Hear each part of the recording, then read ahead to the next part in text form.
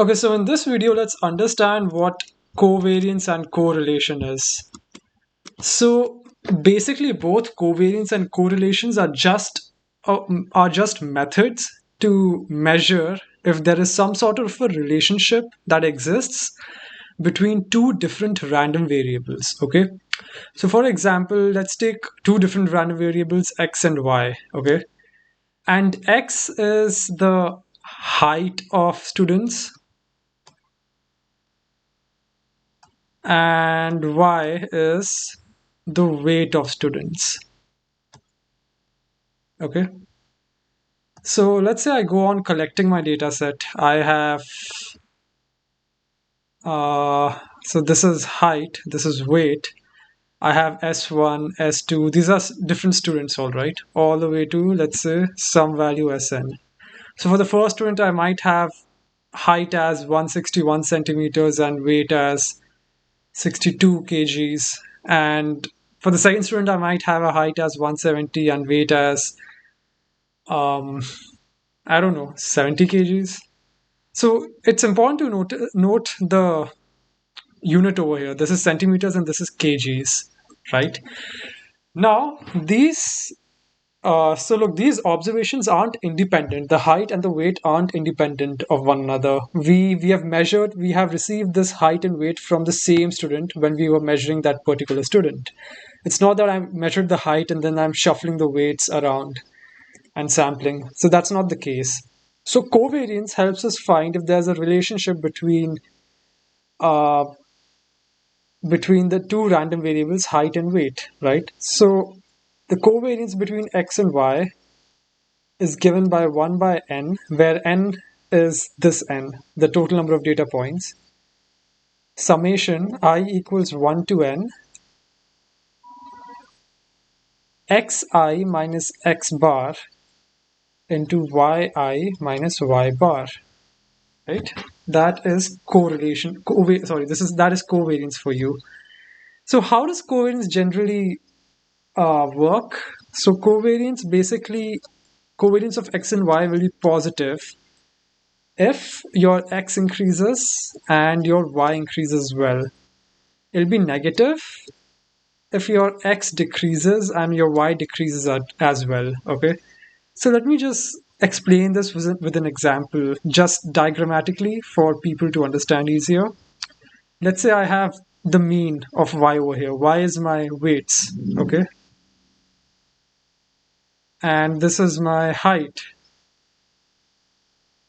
So let's say this is how my data set is.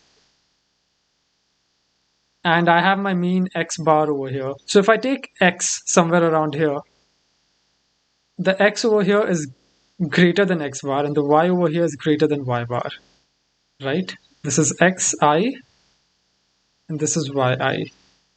So if they're both positive, this number will be positive and the covariance will also be positive, right? So generally, if your x increases and your y also increases, you will have the overall covariance as positive. Okay, so basically, you can say that covariance helps you measure whether the two random variables are monotonic or not. Correct? Monotonicity is basically if one variable increases, does the other variable which increase or not? So that's what covariance helps you measure.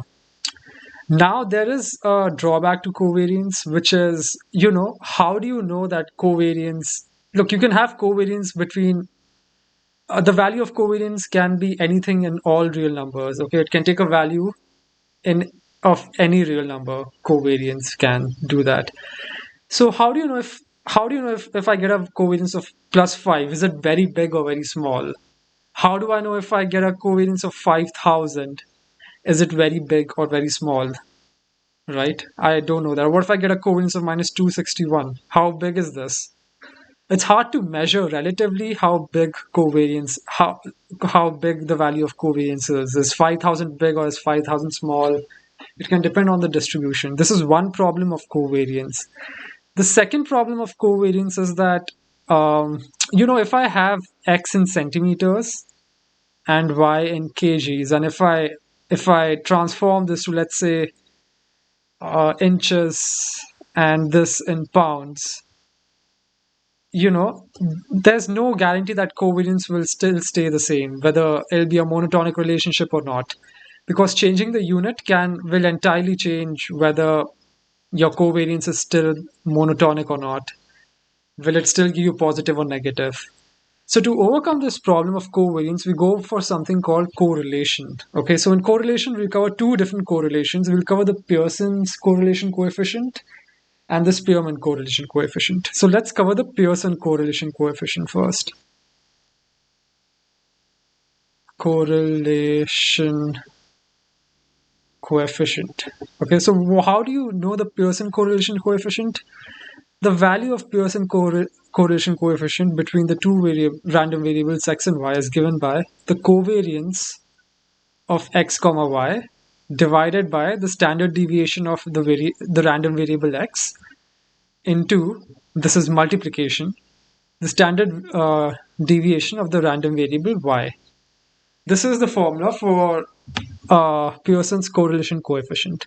So what this does is, if you notice this, when we divide it by the standard deviation of x and y, this is similar to dividing the random variable in a Gaussian distribution by the standard deviation to get the standard normal variate, right? When we divide, in the normal distribution, x minus mu by sigma gives us the standard normal variate, which varies between 0 and 1. Sorry. Which varies, which has a mean of mu. It doesn't vary between 0 and 1. It has a mean of mu and a standard deviation of 1, right? Similarly, when we divide this covariance by the standard deviation of x and y, what we are doing is that we are limiting this value between the values of -1 and 1 only. Okay.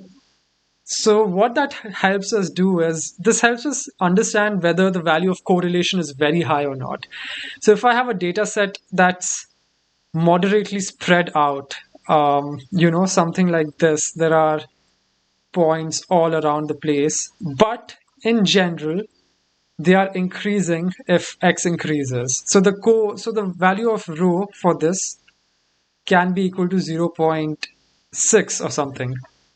Or else, instead, if I have a point like this, this first goes up like this, and then this comes out like that, and then it goes up like this, the value of rho here would increase, which would be around 0.88. Let's just say, this is just a general example.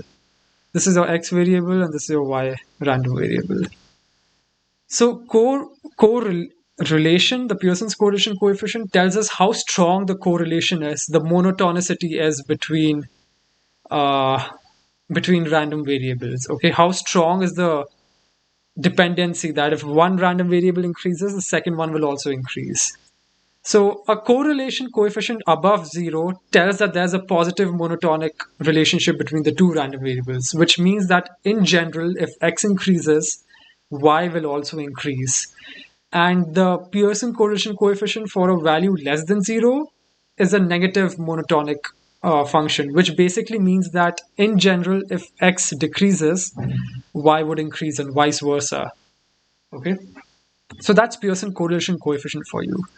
Now the problem with this is that even though the correlation coefficient over here is very high, and it shows that's a monotonic relationship, what if I want a metric that tells me only monotonicity? Right? If this, in general, we see that as x increases, y is increasing over here, right?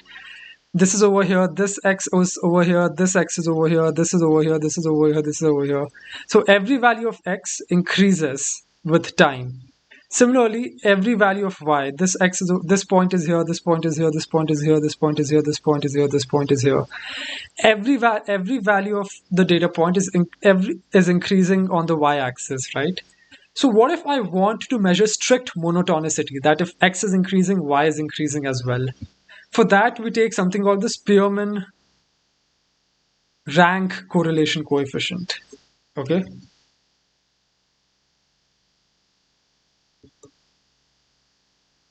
Right. So what the Pearson rank correlation coefficient does is, let me just take a very simple example over here just to explain how it works. Let's say I have the value of x. X is the height of students. So this is height, this is weight. Okay, and I'll just take some random values: 160, 150, 170, 140, 158. The value of y here is 52, 66, 68, 46, 51. And so what I'm going to do here is I'm going to basically for every value of height over here, I'm going to rank it in ascending order. Okay, so I'm going to say rank of x. And if you rank this, the first one is 140. 140 is the smallest, so it gets rank 1. This is ranking in ascending order. The second one is 150, right? This is ranking, this is the third one. This is fourth, and this is fifth. This is 5, right? And this is ranking in y. Ranking in y is 3, 4, 5, 1, 2. Right? Is this correct? Yes, that is correct. So look, I've ranked this, okay, in ascending order, and now I will take the ranked values. So instead of taking the value of x and y over here, I'll find the correlation between rank of x and y. Okay, so x is 1, y is 1. This gives me 1. X is 2, y is 4. Okay, sorry, it'll be somewhere here. X is 2, y is 4, right? So this is just a general example how I'm telling you how this works. But in this case, if I go back to this example, in this case, you can see that the rank would also increase as x increase, because look, this is strict monotonicity. Every point is above the previous one on both x and y axis. So over here, the rank would also increase, right? And if I try to find the correlation of the ranks in this data set, I would get the Spearman correlation coefficient, SPE, as 1. So that's the difference between Pearson and Spearman. Pearson would give you the correlation coefficient between the random variables. Spearman gives you the correlation coefficient on the rank of the random variables. So if you want to understand whether the data set is strictly monotonic or not, or what is the measure of monotonicity on your data set, you would go with the Spearman rank correlation coefficient. And if you want to understand general correlation, if does x increase with y increasing or vice versa, and how strong is that correlation, you would go with the Pearson correlation coefficient.